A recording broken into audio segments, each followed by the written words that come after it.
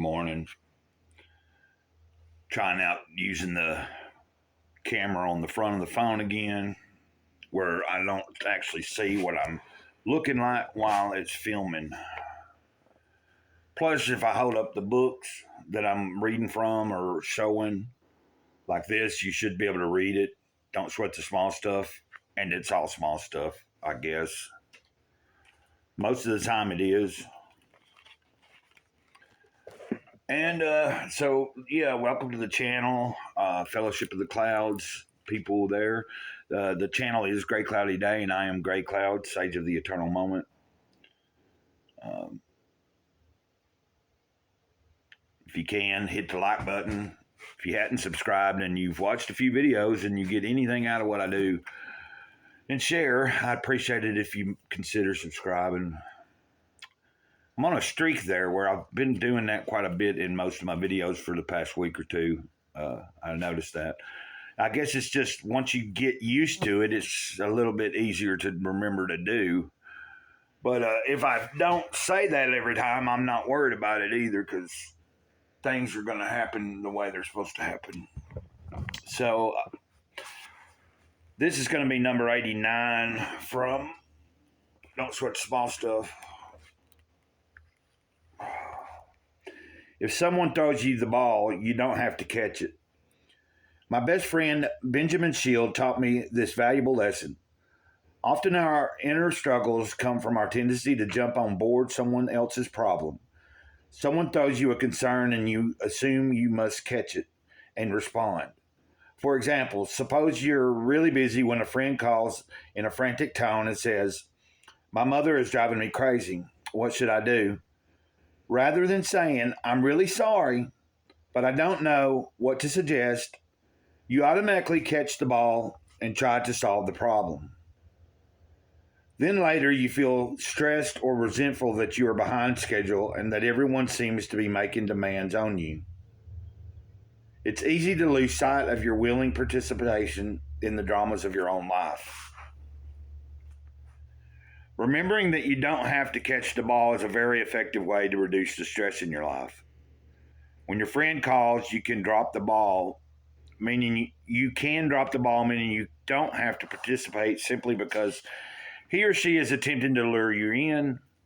If you don't take the bait, the person will probably call someone else to see if they will become involved. Yeah, especially if it's not something very important. If it's just some little trivial drama that you just don't have time for at the moment to, Now, if someone was to call me and generally had a real concern other than my mom's driving me nuts or something like that, like something that's really going on, you will stop and listen. Or for me, if I'm busy and can't listen or talk at that moment, I will definitely get back with the person, depending on the seriousness of the nature of the subject at hand. Let's get back to this. I don't know why I keep doing that. This doesn't mean you never catch the ball, only that it's your choice to do so. Neither does this mean that you don't care about your friend or that you're crass or unhelpful. Developing a more tranquil outlook on life requires that we know our own limits and that we take responsibility for our part in the process. Most of us get balls thrown at us many times each day at work, from our children, friends, neighbors, salespeople, even strangers. If I caught all the balls thrown in my direction, I would certainly go crazy, and I suspect that you would too. The key is to know when we're catching another ball so that we won't feel victimized, resentful, or overwhelmed. I can say that. Yeah, like acknowledging that you're taking this on. Like, okay, I'm choosing to listen to this. I'm choosing to embrace this and try to help this person or whatever in whatever way. Or I'm choosing not to, yeah. Even something terribly simple like answering your phone when you're really too busy to talk is a form of catching the ball. By answering the phone, you are willingly taking part in an interaction that you may not have the time, energy, or mindset for at the present time. By simply not answering the phone, you are taking responsibility for your own peace of mind. The same idea applies to being insulted or criticized. When someone throws an idea or comment in your direction, you can catch it and feel hurt, or you can drop it and go on with your day. The idea of not catching the ball simply because it's thrown to you is a powerful tool to explore.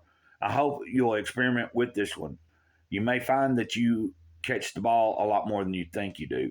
Yeah, I'd say, back in I know that at one time in my life, when I had more people around me on any given day, like especially in Morganton, North Carolina, where I was friends with, or I had a lot of acquaintances, because the whole a big part of the town. I mean, from the homeless people to the people that had their own places to people that owned businesses to police officers to drug dealers to drug addicts to church people, all kinds of different people. I guess I've walked in many corners of the area of the like society at times, or I have. But I guess what I was saying is that when I was around a lot of people uh, on just about any given day, and meaning a lot of people, meaning I was able to go and be interactive at any given time on any day because I was right up near the hub of where a lot of activity was. And that's where a lot of the people that I did know, was a place to go, and you could see who was out and about that day and not.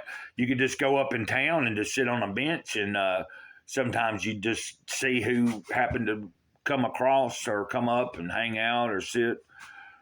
You never knew what was going to happen. Now, where I'm at now, it's like I'm just sitting out in the middle of kind of nowhere without a ride and all that. And I don't dislike that. I've learned to embrace that over the past couple of years a lot better than I did the first few years here.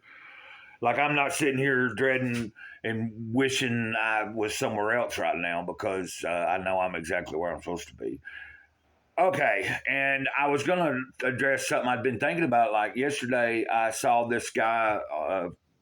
Sometimes I see his videos on my YouTube feed, and I don't remember his name or nothing, but he's originally from somewhere else, but his family had moved here when he was a kid, and so he was an immigrant, but he legally is a citizen now and everything. But he does a channel, and it was about it's faith based Christian, and I just liked what he was saying because I've know this in my life, and it's happened plenty of times, and it really resonated with me about sometimes people are not any longer in your life at the moment because for whatever reason, and sometimes it's because God has other reasons.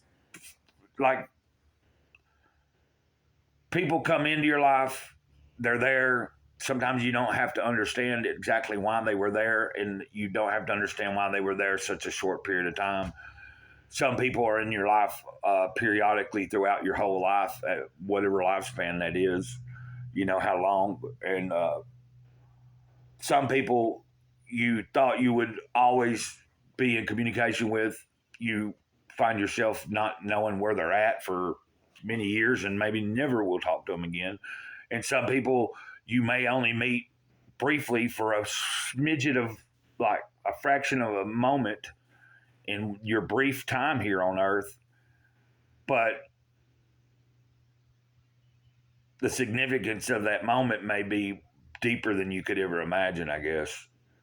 So I'm just grateful for whoever has came and went, and even on the good side and the bad side, because it's all experience.